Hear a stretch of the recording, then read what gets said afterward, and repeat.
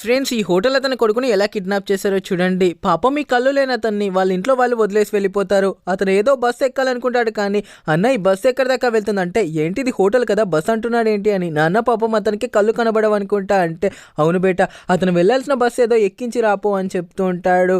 Uncle మీరు నాతో పాటు రండి, నేను మిమ్మల్ని తీసుకెళ్తాను అని చెప్పి ఆ అబ్బాయి ఈ బస్ జార్ఖండ్ దాకా వెళ్తుందా అంకుల్ అని చెప్పి అడిగితే, వెళ్తుంది ఎక్కువ అని చెప్తుంటాడు.